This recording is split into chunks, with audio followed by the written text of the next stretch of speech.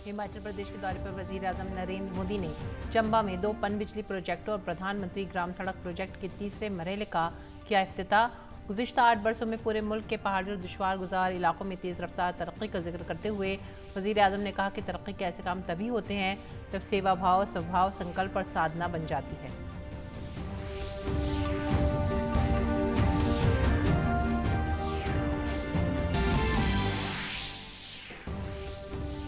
वज़ीर आज़म ने हिमाचल के ऊना में वंदे भारत एक्सप्रेस को दिखाई हरी झंडी। IIIT को किया कौम के नाम वक्फ। हरोली में बल्क ट्रक पार्क का रखा संग बुनियाद। कहा, आज का भारत सभी पुराने चैलेंजों पर कर रहा है तेजी से काम।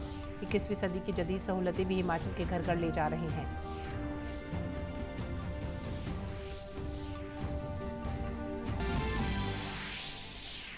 असम दौरे के दौरान सदर जमहूरिया द्रौपदी मुर्मू ने IIT गुवाहाटी में सुपर कंप्यूटर सहूलत पर कामरू पर आला क़ुव्वत वाले माइक्रोवेव अनासर के डिज़ाइन और डेवलपमेंट के लिए लैब समर का किया इफ्तिताह। सदर ने धोबरी में मेडिकल कॉलेज और मध्य प्रदेश के जबलपुर में नेशनल इंस्टीट्यूट ऑफ वायरोलॉजी के इलाकाई इदारों को भी किया कौम के नाम वक्फ।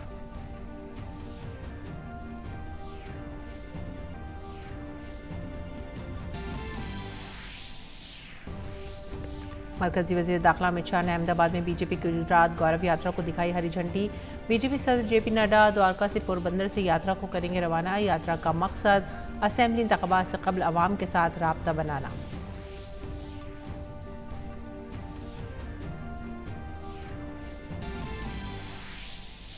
कर्नाटक के मामले पर सुप्रीम कोर्ट के जजों की अलग अलग राय। अब बड़ी बेंच में होगी समाअत। मामला भारत के चीफ जस्टिस के पास भेजा गया।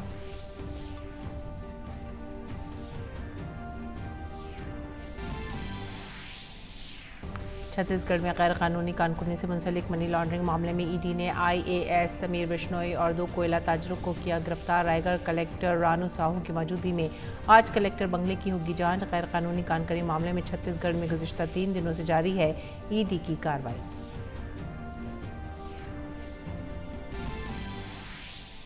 और भारतीय खवातीन क्रिकेट टीम एशिया कप के फाइनल में पहुंची। टूर्नामेंट के पहले सेमीफाइनल में भारतीय टीम ने थाईलैंड को 74 रन के बड़े फर्क से दी शिकस्त।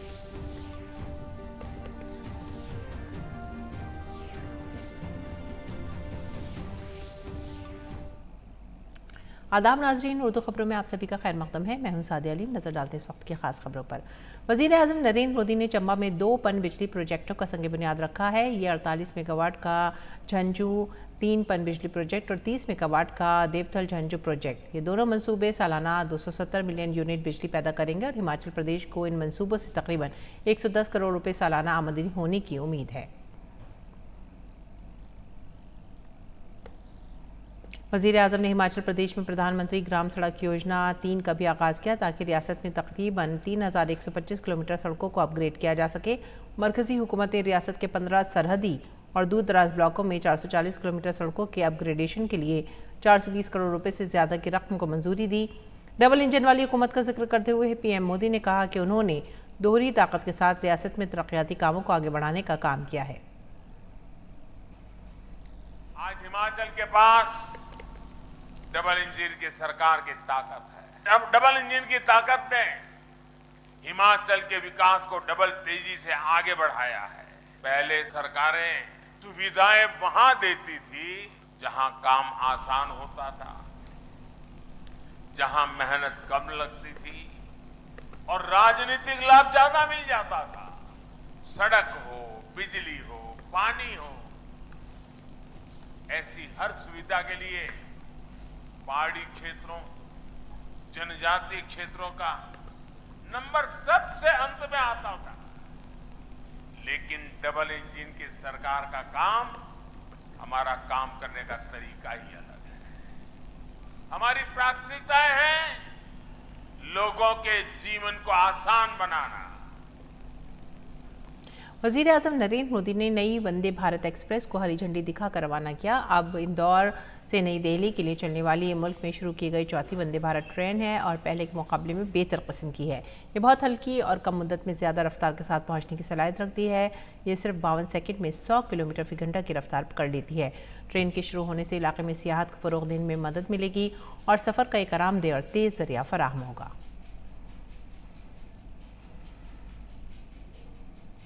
वज़ीर आज़म नरेंद्र मोदी ने ट्रेन के अंदर जाकर इसका मुआयना किया। इस दौरान लोगों ने पीएम मोदी का शानदार इस्तकबाल किया।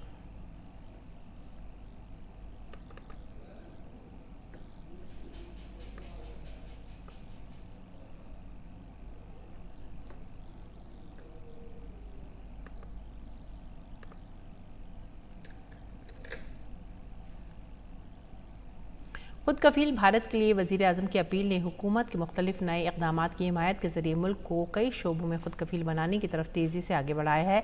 ऐसे एक बड़ा शोबा फार्मास्यूटिकल का है और इस शोबे में खुद इन्हिसारी लाने के लिए वज़ीर आज़म ने ऊना ज़िले के हरौली में बल्क ड्रग पार्क का संग बुनियाद रखा है, जिसे 1900 करोड़ रुपए से ज़्यादा की लागत से बनाया गया है। पार्क API दरामदात पर इंहिसार कम करने में मदद करेगा। इससे तकरीबन 10,000 करोड़ रुपए की सरमायाकारी को राग़िब करने और 20,000 से ज़्यादा लोगों को रोज़गार फराहम होने की उम्मीद है। इससे खित्ते में इक़्तिसादी सरगर्मियों को भी फ़रोग़ मिलेगा।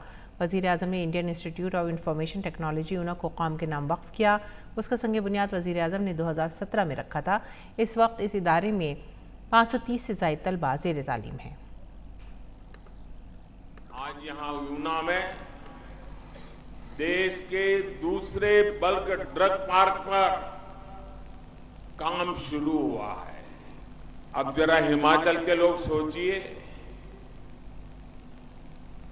कठिनाइयों से भरा हिमाचल, प्राकृतिक विविधताओं से भरा हिमाचल और हिंदुस्तान में 3 बल्क ड्रग पार्क बनते हो और उसमें एक हिमाचल के नसीब आ जाए। इससे बड़ी कोई भेंट सौगात हो सकती है दोस्तों? इससे बड़ा कोई निर्णय हो सकता है?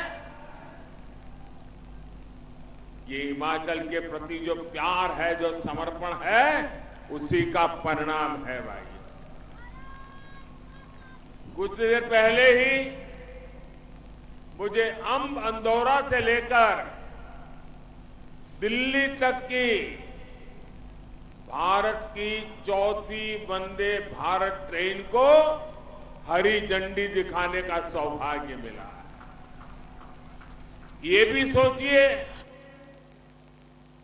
देश में चौथी वंदे भारत ट्रेन,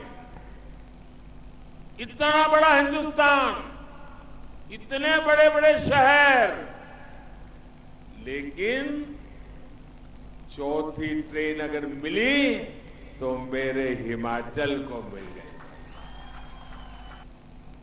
सदर जमहूरिया द्रौपदी मुर्मू त्रिपुरा और असम के 3 रोज़ा दौरे पर हैं। असम के दौरे के दौरान गुवाहाटी में सदर ने IIT गुवाहाटी में सुपर कंप्यूटर की सहूलत, परम कामरूप और आला ताकत वाले माइक्रोवेव अज्जा की डिज़ाइन और तरक्की के लिए लेबॉरेटरी का इफ्तिताह किया। इस मौके पर सदर ने धोबरी में मेडिकल कॉलेज अस्पताल और डिब्रूगढ़ और मध्य प्रदेश के जबलपुर में नेशनल इंस्टीट्यूट ऑफ वायरोलॉजी के इलाकाई इदारों को भी वर्चुअल तरीके से कौम के नाम वक्फ किया।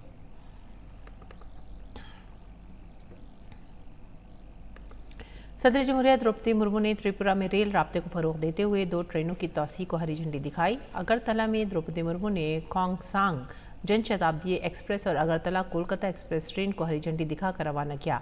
अगरतला से जैरीबाम के दरमियान चलने वाली जन शताब्दी एक्सप्रेस ट्रेन को मणिपुर के खोंगसांग तक बढ़ाया गया है। वहीं कोलकाता गुवाहाटी ट्रेन को भी अगरतला तक बढ़ाया गया है।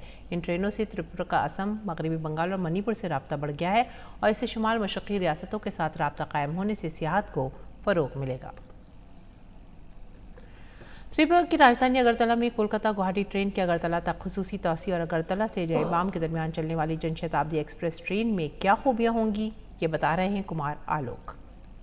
हम अभी अगरतला में प्लेटफॉर्म नंबर 1 पे हैं। आप देख सकते हैं पीछे से अगरतला और खोंगसोंग के बीच ये ट्रेन नंबर है 12097 12098 का परिचालन विस्तार का शुभारंभ। आइए देखते हैं कि ट्रेन के अंदर कौन कौन सी सुविधा है। जो कोच की छत में पारदर्शी ग्लास है, जो विद्युत नियंत्रित है, और जो सीट्स हैं वो 180 डिग्री वो आप घूम सकते हैं, यानी आप चारों तरफ उससे घुमा सकते हैं। और हवाई जहाज डिजाइन के शौचालय हैं, बायो वैक्यूम शौचालय हैं। इसके अलावा आप देख सकते हैं कि सामान रखने के लिए स्टेनलेस स्टील रैक का प्रावधान है। आइए हम ट्रेन के अंदर चलते हैं और देखते हैं ट्रेन के अंदर कौन सी सुविधा है।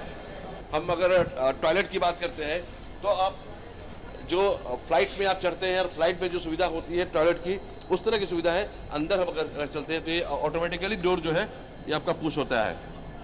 ये हमने बटन पुश किया, ये ट्रेन खुला और आप देखिए कि जो सामान रखने की जो है यात्री जो सामान ले आएंगे वो यहाँ पर रखेंगे। उसके लिए अलग से स्थान बनाया गया, अलग से रैक बनाया गया है जीएम साहब हैं और इस ट्रेन के दो ट्रेन का परिचालन है उसको देख रेख के लिए पूरी अपनी कमान यहाँ पर संभाले हुए। सर, क्या खूबियाँ हैं इन दोनों ट्रेनों में और क्या सुविधा मिलेगी त्रिपुरा की जनता को? दो गाड़ियाँ जो हैं, एक जिसमें हम लोग खड़े हुए हैं जनशताब्दी है जो अभी तक जिरीबाम तक जा रही थी। अब खोंगसांग तक क्योंकि ये नया ट्रैक हम लोगों का बन चुका है तो एक नई सुविधा विस्टाडोम कोच जो पहली बार इस राज्य में हम लोग विस्टाडोम का एक सुविधा दे रहे हैं जो टूरिस्ट का बहुत बड़ा अट्रैक्शन होगा और ये हफ्ते में 3 दिन चला करेगी जो कनेक्ट करेगी अगरतला को आसाम होते हुए सीधा खोंगसांग। ये ट्रेन जैसे आप देख रहे हैं ये बिल्कुल आधुनिक कोच है। सारे कोचेज और विस्टाडोम खासतौर से कई ऐसी सर्विसेज हैं जिसमें आप देख रहे हैं कि ये जो ऊपर ट्रांसपेरेंट जो ये ग्लासेज हैं ये ट्रांसपेरेंट भी हैं और ओपेक भी हैं। Just touch of the button electric control से हो जाती हैं। ये आपकी जो सीटें हैं 360 डिग्री घूम सकती हैं और भी कई इसमें खूबियाँ हैं। इसी में पेंट्री का जो सेक्शन है अलग से है तो ये बिल्कुल आधुनिक जो कहना चाहिए अंतर्राष्ट्रीय स्तर की सुविधाएं हैं। ये आदरणीय प्रधानमंत्री जी का जो लुक ईस्ट एक्ट ईस्ट वाली जो पॉलिसी है उसके अंतर्गत आज नॉर्थ ईस्ट के सभी राज्यों में जो कनेक्टिविटी में हम लोग एक वाव लाइक जो कहते हैं कि उस स्तर पर काम करके ना सिर्फ कनेक्टिविटी बढ़ा रहे हैं बल्कि नई नई गाड़ियों का परिचालन भी शुरू कर रहे हैं।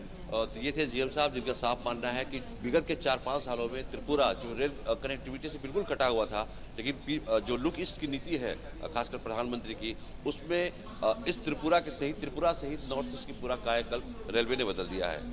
Kumar Alok, DD news, Agartala. उमूर दाखिला और इमदाद बाहिमी के मरकजी वज़ीर अमित शाह ने गुजरात के नौसारी में आज एक अवामी जलसे से खिताब किया। उन्होंने जलसे से खिताब करते हुए कहा कि गुजरात के अवाम ने हर इंतखाब में बीजेपी को जीत दिलाई है। 2022 में बीजेपी एक मरतबा फिर 2/3 अक्सरियत के साथ हुकूमत बनाएगी। और वज़ीर दाखिला अमित शाह ने अहमदाबाद के झांझर का गाँव में संत सवैयानाथ मंदिर से गुजरात गौरव यात्रा का आगाज़ किया। इस मौके पर गुजरात के वज़ीर आला भूपेंद्र भाई पटेल समेत बीजेपी के कई सीनियर मेंबरान भी मौजूद थे। ये गौरव यात्रा सौराष्ट्र के सोमनाथ में अख्ताम पजीर होगी। अमित शाह नौसारी ज़िले के वंसद तालुका के उन्नाई माता मंदिर से 2 दीगर यात्रा भी शुरू करेंगे। इनमें से एक उन्नाई से अंबाजी मंदिर तक बरसा मुंडा कबायली यात्रा होगी जो रियासत के 14 कबायली अजला के 31 असेंबली हल्कों से गुजरेगी। दूसरी यात्रा भी उन्नाई से शुरू होकर खेड़ा ज़िले के खगवैल में अख्ताम पजीर होगी। ये 35 हल्कों से गुजरेगी। बीजेपी ने असेंबली इंतखाबात से कबल लोगों तक पहुँचने के लिए 5 मुख्तलिफ रास्तों से गुजरात गौरव यात्रा का एहतमाम किया है। इनमें से 2 यात्राओं का आगाज़ पार्टी सदर JP नड्डा ने कल किया था। और इस मौके पर एक रैली से खिताब करते हुए वज़ीर दाखिला अमित शाह ने कहा कि गुजरात के लोगों ने वज़ीर आज़म मोदी की क़यादत पर भरोसा किया है।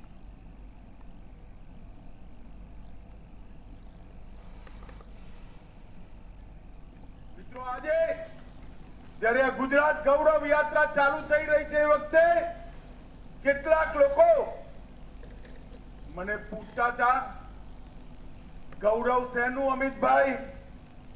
હું આજ આ મંચ પરથી કહેવા માંગુ છું નરેન્દ્ર મોદીના નેતૃત્વમાં 20 વર્ષમાં જનતાએ જે વિશ્વાસ મૂક્યો અને ભારતીય જનતા પાર્ટીએ જે વિશ્વાસ પૂરો કર્યો ગુજરાતને સમગ્ર દેશમાં પહેલા નંબરે લઈ ગયા એનું ગૌરવ।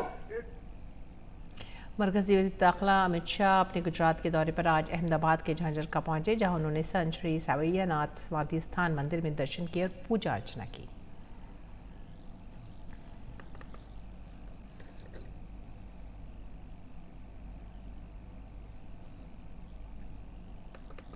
मरकजी वज़ीर धर्मेंद्र प्रधान ने महसाना में पहली यात्रा को हरी झंडी दिखाते हुए कहा है कि गुजरात गौरव यात्रा के मकसद से रियासत में 5 यात्राएं शुरू की जा रही हैं। उन्होंने मज़ीद कहा कि जिन पर रियासत के अवाम ने मुसलसल इत्मीनान किया हो उस सियासी और समाजी तंजीम की जिम्मेदारी होती है कि वो रिपोर्ट कार्ड जारी करे। गुजरात गौरव यात्रा के उद्देश्य से प्रदेश में 5 यात्रा शुरू की है। एक राजनीतिक संगठन की, सामाजिक संगठन की दायित्व बनती है जिनके ऊपर एक प्रदेश की जनता ने निरंतर भरोसा जताई है। हमारी दायित्व बनती है पिछले दिनों में जो जिम्मेवारी, जो वादा, जो भरोसा लोगों ने भारतीय जनता पार्टी के ऊपर किया है उसकी जानकारी देना, उसके बारे में लोगों को अवगत करवाना, लोगों की भावना की अनुयायी जो काम की गई है उसकी रिपोर्ट कार्ड देना। नायब सदर जमहूरिया जगदीप धनखड़ ने गुजरात के केवड़िया में मुल्क के पहले नायब वजीर आजम सरदार वल्लभ भाई पटेल के मुजस्समे स्टैच्यू ऑफ यूनिटी पर गुलाए अकीदत नजर किए। इस मौके पर गुजरात के गवर्नर भी मौजूद थे।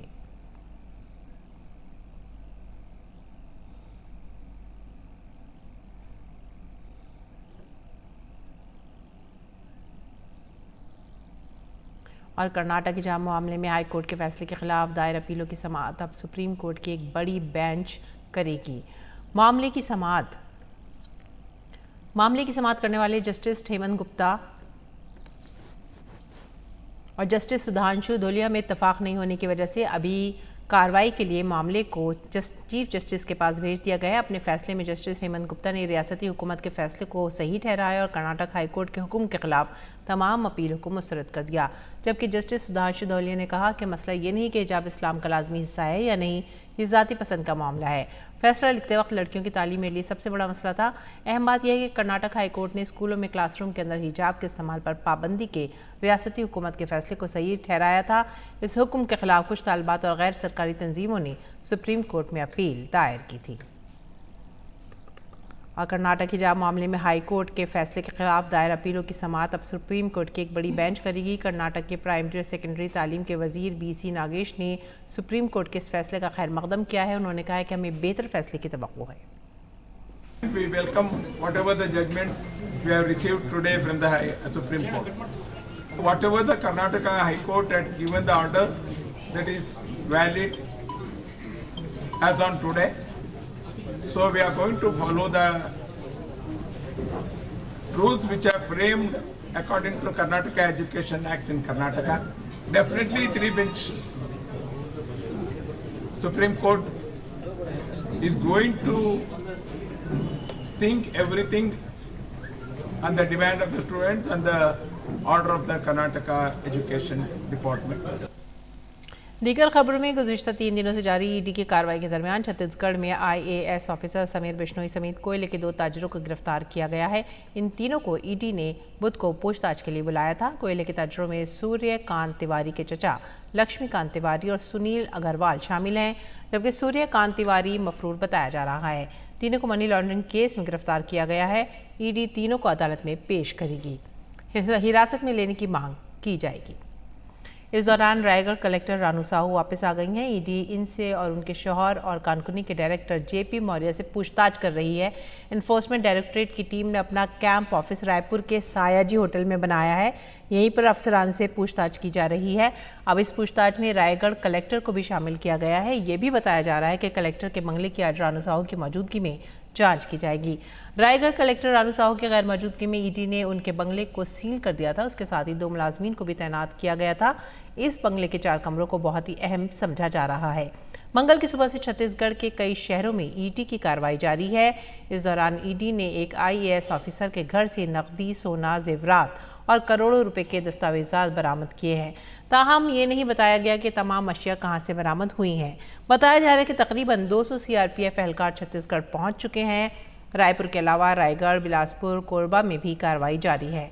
कोयला और रेत का कारोबार करने वाले लोग ईडी के निशाने पर ज्यादा हैं। वज़ीर ख़ज़ाना निर्मला सीतारमन ने वाशिंगटन DC में सऊदी अरब के वज़ीर ख़ज़ाना मोहम्मद अल जुदान से मुलाकात की। वज़ीर ख़ज़ाना निर्मला सीतारमन इन दिनों अमरीका के 6 रोज़ा दौरे पर हैं, जहां वो IMF और आलमी बैंक की सालाना मीटिंग में शरीक होंगी। इससे कबल जुमेरात के रोज़ वाशिंगटन में उन्होंने कई दीगर ममालिक के वज़ीर ख़ज़ाना से भी 2 फ़रीक़ी मुलाकातें की। सबसे पहले उन्होंने वाशिंगटन DC में जापान के वज़ीर ख़ज़ाना शॉन्जी सुजुकी के साथ 2 फ़रीक़ी मुलाकात की।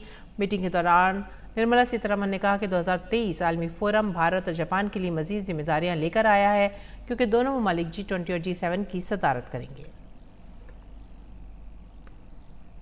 इसके अलावा वज़ीर ख़ज़ाना ने जनूबी कोरिया के नायब वज़ीर आज़म और वज़ीर ख़ज़ाना चो क्योंग हो के साथ भी मुलाकात की। इस दौरान वज़ीर ख़ज़ाना ने आइंदा साल भारत की G20 सदारत के लिए जनूबी कोरिया से हिमायत मांगी। वज़ीर ख़जाना ने नीदरलैंड के वज़ीर ख़जाना सिगरेट काक से भी मुलाकात की। इस दौरान उन्होंने कहा कि भारत G20 में नीदरलैंड की शमूलियत का ख्वाहा है। निर्मला सीतारमन ने G20 से मुतालिक मुतादिद मसाइल जैसे ग्लोबल पब्लिक गुड्स, कर्ज और आबो हवा पर भी तबादला ख्याल किया। निर्मला सीतारमन ने भूटान के वज़ीर ख़जाना के साथ 2 फरीक़ी मीटिंग की। मीटिंग के दौरान वज़ीर ख़जाना ने कहा कि हम दोनों ममालिक के दरमियान नए और उभरते हुए शोबों जैसे खला, डिजिटल टेक्नोलॉजी, मालियाती शोबे और सेहत के शोबे के मुताल्लिक़ से 2 तरफ़ा ताउन को मज़ीद वुसअत देना चाहते हैं। वज़ीर ख़जाना ने इसके अलावा FATF के सदर राजा कुमार से भी मुलाकात की। दोनों लीडरों ने मीटिंग के दौरान मुख्तलिफ आलमी मसाइल पर तबादला ख्याल किया। निर्मला सीतारमन ने मिस्र के बैनुल-अक़वामी ताउन की वज़ीर रानिया अल-मश्क के साथ भी मीटिंग की। दोनों वज़रा ने दोनों ममालिक में काबिल तजदीद तवानाई पर तबादला ख्याल किया और मालियात के लिए खातिर ख्वाह वसाइल जमा करने की अहमियत पर भी जोर दिया। निर्मला सीतारमन ने रानिया अल-मश्क के साथ मीटिंग की। इसके अलावा निर्मला सीतारमन ने OECD के जनरल सेक्रेटरी से भी मुलाकात की। OECD के सेक्रेटरी जनरल के साथ बातचीत में वज़ीर ख़जाना ने 2023 में भारत की G20 की सदारत में 2 फरीक़ी ताल्लुक़ और OECD की हिमायत पर बातचीत की। वज़ीर ख़जाना निर्मला सीतारमन ने UNDP के मैनेजर एटम स्टेनस के साथ भी मुलाकात की। इस मौके पर दोनों ने पायदार मालियाती उमूर पर तबादला ख्याल किया। मीटिंग के दौरान देरपा माहौलियाती निज़ाम के लिए वज़ीर आज़म नरेंद्र मोदी के विजन और पर भी रोशनी डाली गई। और वज़ीर ख़जाना ने UNDP के मैनेजर के साथ भी इस मौके पर मीटिंग की। आगे बढ़ेंगे अगली खबर की तरफ। PM गति शक्ति स्कीम के 1 साल मुकम्मल होने पर दिल्ली में एक वर्कशॉप का इनेकाद किया गया है, जिसमें मुल्क भर की तमाम रियासती हुकूमतों के नुमाइंदों ने शिरकत की। इस मौके पर सनअत और तिजारत के मरकज़ी वज़ीर पीयूष गोयल ने DD न्यूज़ से ख़ास बातचीत में कहा कि PM गति शक्ति स्कीम ने तरक्की की रफ्तार को बढ़ाया है और लॉजिस्टिक के अखराजात में कमी आई है। उन्होंने कहा इस स्कीम ने मुख्तलिफ महकमों में पैदा होने वाली रुकावटों को दूर किया है, जिससे कामों में तेज़ी आई है। PM गति शक्ति योजना को 1 वर्ष पूरा हो चुका है और देश के विकास की रफ्तार में क्या कुछ योगदान इस योजना का रहा, इस पर बातचीत करने के लिए हमारे साथ हैं केंद्रीय मंत्री पीयूष गोयल जी। प्रधानमंत्री जी ने जो विजन PM गति शक्ति का रखा था वो समझना कठिन था, इम्प्लीमेंट करना और भी कठिन था। कई वर्ष लगे इस काम में, कई लोगों की मेहनत लगी है, कई लोगों ने अपना खून पसीना एक करके जो आज PM गति शक्ति हम सबके समक्ष है और जिसका आज देश भर के प्रतिनिधियों ने, इंडस्ट्री के प्रतिनिधियों ने थोड़ा अपने एक्सपीरियंस से शेयर करके हमें बताया कैसे 1 वर्ष में इसने अलग अलग प्रोजेक्ट्स में उनको लाभ दिया। तेज गति से प्रोजेक्ट्स की प्लानिंग हो पाई है, जैसे इसके माध्यम से निगरानी रखी जाएगी, प्रोजेक्ट्स पे मॉनिटरिंग बेटर होगी, कॉस्ट और टाइम ओवररन से हम प्रोजेक्ट्स को बचा पाएंगे और भारत को एक विकसित देश बनाने के लिए एक बहुत अहम भूमिका PM गति शक्ति का रहेगा।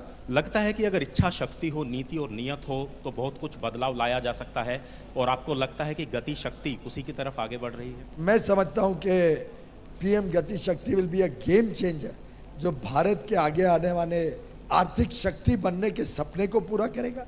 आगे आने वाले दिनों में भारत को एक विश्व स्तरीय अर्थव्यवस्था बनाने में, एक विकसित देश बनाने में बहुत अहम भूमिका निभाएगा। तो कुल मिलाकर जिस तरीके से 1 वर्ष पूरा हुआ है गति शक्ति योजना का, उसके जितने भी अभी तक अगर हम बात करें उसके उदाहरण देखने को मिले हैं, उम्मीद की जानी चाहिए कि आने वाले समय में जल्द ही देश विकसित बनेगा। Anuj Yadav, DD news, Delhi. National Green Tribunal ने दिल्ली हुकूमत को म्यूनसिपल कॉरपोरेशन के कचरे के गलत इंतजाम के लिए 900 करोड़ रुपए का माहौलियाती मुआवजा अदा करने की हिदायत देते हुए कहा है कि हुकूमत की नाकामी की वजह से शहरी हंगामी सूरत हाल का सामना नहीं कर सकते। जस्टिस आदर्श कुमार गोयल की सरबराही वाली बेंच ने कहा कि गाजीपुर, भलसवा और ओखला के 3 डंप साइट्स पर तकरीबन 80% कचरे को ठिकाने नहीं लगाया गया है। NGT ने हिदायत दी कि 31 दिसंबर 2022 तक तामील की सूरत हाल से वाकिफ कराने वाली अबूरी पेशरफ्त रिपोर्ट 15 जनवरी 2023 तक पेश की जाए। इसके अलावा चीफ सेक्रेटरी को आइंदा समात पर वर्चुअल तरीके से पेश होने की हिदायत भी दी। और CBI ने कल 223 करोड़ रुपए के FD घपले के सिलसिले में दिल्ली हुकूमत के महकमा जंगलात के नामालूम अहलकारों और बैंक ऑफ बड़ौदा के एक एहलकार के खिलाफ मुकदमा दर्ज किया है। तमाम मुलज़मान के खिलाफ IPC और इंसदाद बदनवानी एक्ट की मुताल्लिक़ दफ़ात के तहत मुजरमाना साजिश जालसाजी का मुकदमा दर्ज किया गया है। CBI ने इल्ज़ाम लगाया कि दिल्ली हुकूमत के महकमा जंगलात ने 223 करोड़ रुपये की इजाफी रकम bank of Baroda Paharganj branch में रिच मैनेजमेंट बोर्ड फंड के नाम पर फिक्स डिपॉजिट कराई थी। CBI ने कहा कि रकम बैंक ऑफ बड़ौदा की पहाड़गंज ब्रांच के उस वक्त के senior branch manager L Khan के जरिए Delhi urban shelter improvement board के नाम पर एक मुबैना जाली अकाउंट में मुंतकिल की गई थी। CBI ने इल्ज़ाम लगाया कि रकम महकमा जंगली हैवानियात की जारी करदा जाली खत की बुनियाद पर मुंतकिल की गई थी। खेल की खबरों में भारतीय खवातीन क्रिकेट टीम एशिया कप के फाइनल में पहुंच गई है। मुकाबले के पहले सेमीफाइनल में भारतीय टीम ने थाईलैंड को 74 रन के बड़े फर्क से शिकस्त दी। भारत ने पहले बैटिंग करते हुए थाईलैंड को जीत के लिए 149 रन का हदफ दिया। जवाब में थाईलैंड की टीम 20 ओवर में 9 विकेट पर 74 रन ही बना सकी। भारत की जानिब से दीप्ति शर्मा ने 3 और राजेश्वरी गायकवाड़ ने 2 विकेट हासिल की। इससे कबल भारत ने मुकर्ररा 20 ओवर में 6 विकेट पर 148 रन बनाए। टीम की जानिब से ओपनर शेफाली वर्मा ने 42 रन बनाए, जबकि कप्तान हरमनप्रीत कौर ने 36 और रोड्रिग्स ने 27 रन बनाए। और इसी के साथ ही अब दीजिए इजाज़त। हमारी पूरी टीम को आदाब।